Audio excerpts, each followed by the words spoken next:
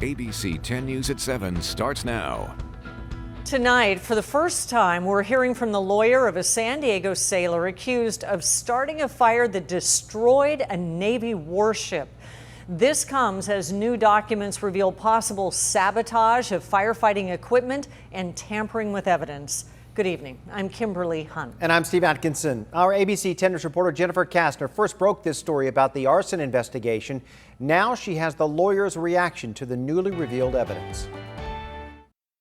A 20-year-old San Diego sailor turned major arson suspect. I just want everybody to know that Ryan Mays denies all of the allegations that have been made against him. Wednesday, ABC 10 News spoke to retired Lieutenant Colonel Gary Barthel, who is representing Ryan Mays, the seaman from Kentucky, now charged with aggravated arson and willfully hazarding a vessel.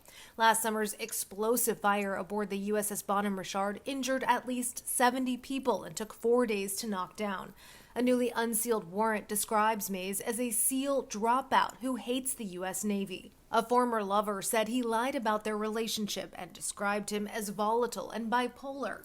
The warrant details witnesses who placed Mays at the fire's origin before it started. The document indicates in part the possibility that someone tried to sabotage firefighting efforts. An investigator found that 3 of the 4 fire stations aboard the ship appeared to have been purposefully tampered with and or disconnected. The evidence that's alluded to in there, we have not had an opportunity to review and evaluate yet. The Navy said last week there was enough evidence to hold a preliminary hearing for the accused sailor. It's my understanding that the government is going to be providing us with discovery today. Barthel added that Mays has not been put on leave. He's performing the duties. He's got no restrictions on him at this particular point in time. Jennifer Kastner, ABC 10 News. Also tonight, a San Diego woman assaulted in a possible hate crime is telling her story. Jennifer had a birthday on Mission Beach with a bonfire and about 20 friends Monday night. That's when a man asked if he could join the party. She says they politely told him it was a private gathering. The friends, all members of the LGBTQ community, say that they were then pummeled with beer cans and slurs from a group of men nearby. That's when they started yelling at us. Just different homophobic slurs. There were racial slurs. There was also threats of sexual assault multiple times. Told one person specifically they were going to rape them. Police say this is the man who threw the can at Jennifer, and they say this man pointed a gun at one of her friends before the men took off. Anyone with information is asked to call police or Crime Stoppers. Turning now to our weather and the heat wave lingering across the county this week. ABC 10 News reporter Mimi Alcala is in Ramona with some people who are getting used to this now. This library here in Ramona, right off of Main Street, is used as a cool zone Monday through Friday from 10 a.m. to 4 p.m. There are some power outages planned this week, but a business owner we spoke to says people here stay prepared.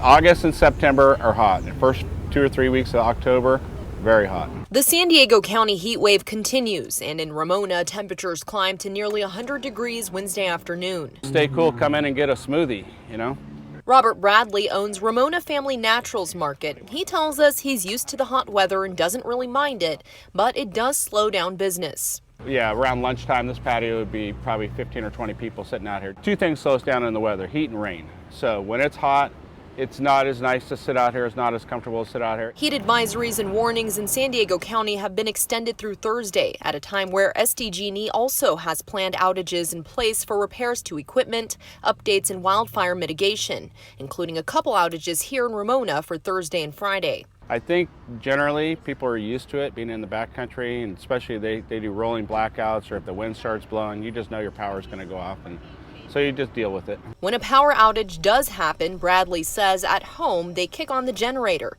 and here he'll always find a way to keep his grocery store running. We just keep all of our refrigerators closed, and all of our freezers, we tape them off, and then we ring people up manually, just get a calculator out, and we write down prices, and we just do our best to serve our customer as much as possible. We don't have 100 other stores to offset the sales for one day. We're in big trouble when we lose sales. So we have to make it work. We figure it out. Mimi Alcala, ABC 10 News. And people are back in their homes after a fire scare this afternoon in Valley Center. It broke out off Old Castle Road just after 1 o'clock this afternoon. That fire threatened some nearby buildings. That led to a brief evacuation order for the area near Lilac Road and Robles Lane. About 3 acres finally burned. Firefighters are still there, we're told, keeping an eye out for flare-ups. No reports of any damage or injuries. The U.S. Forest Service says it's going to be more aggressive in trying to put out fires. It's part of a new strategy being laid out to federal firefighting staff. Before, the strategy was to monitor small forest fires but allow them to burn. Now, new Chief Rudy Moore says the focus will be on firefighter and public safety. The change comes after a small fire that they did allow to burn near Lake Tahoe blew up and began burning down homes. Some farmers will have to stop taking water out of major rivers and streams because of this severe drought. Regulators approved an emergency resolution that allows them to stop water diversions from the Sacramento and San Joaquin River systems. The rule won't take effect for another 2 weeks, and there are exceptions for some uses, including drinking water. Thousands of border agents will soon be required to wear body cameras. We are taking an in-depth look at why that decision was made. Customs and Border Patrol say it will be outfitting its agents with body cams in order to enhance its policing practices and reinforce trust and transparency. 6,000 cameras will be deployed to agents by the end of the year. There are nearly 20,000 agents deployed on both the northern and southern U.S. borders. They will be rolled out in parts of Texas and New Mexico during the summer and expanded in the fall and winter to California, Arizona, the Rio Grande Valley, and parts of the northern border. Yusef Miller from the Racial Justice Coalition says he hopes it increases oversight. Whether a person is a citizen or not, they're a citizen of the human race and they should be treated fairly. So we want to make sure that this transparency and accountability is accessible through these body cams. CBP said the body cams will allow the agency to document and review enforcement encounters and use of force incidents. They'll serve as a tool in misconduct investigations. CBP has been tracking use of force incidents since 2017. And that fiscal year, there were 370 incidents, followed by 455, 487, and 415 last year. So far this fiscal year, there have been 343.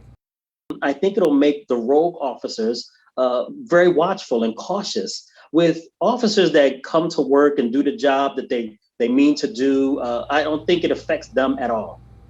CBP conducted a small pilot of body cameras in 2014, but decided then not to deploy them due to cost and lack of durability. On Friday, crews will begin demolishing the former Palomar Hospital in downtown Escondido. Developers then plan to replace it with a live, work, and play destination. Our ABC 10 News reporter John Horn explains why the impact could stretch beyond the walls of that old building. Stand outside Distinction Gallery's small storefront on Escondido's Grand Avenue, and you'd never know just how much is within its walls. So this is the front gallery. We change this out every month. Owner Melissa Inez Walker counts 16 art studios, a wine bar, and 2 escape rooms. While there's a lot it offers, Walker says the place could use some more local exposure. What we really need downtown, we've got great restaurants, we have great shopping, art galleries, things to do, but we really, really need more foot traffic and housing. And when she looks a block east down Grand at the former Palomar Hospital, she sees both on the way. Over the next 6 months, crews will be demolishing this old hospital, and then they'll start building over the next 2 years what could become a bookend to downtown Escondido. Developer Integral Communities is turning the 16-acre site into Palomar Heights, a development with 510 homes, a combination of townhomes and apartments, plus a retail farmers market, a coffee shop, a gym, co-working spaces, and a sky lounge with a rooftop bar and restaurant 75 feet above downtown Escondido. People that work in Escondido, it's nice to have housing that's attainable and close to downtown. And that was our main goal of building the project, was being close to downtown so it's walkable to the local businesses. The apartments are expected to start around $2,000 a month, while the townhomes will likely begin in the low to mid 500,000s. John Horn, ABC 10 News. The development will cost more than $200 million to build. Once the old hospital is demolished, construction is expected to take about 2 years.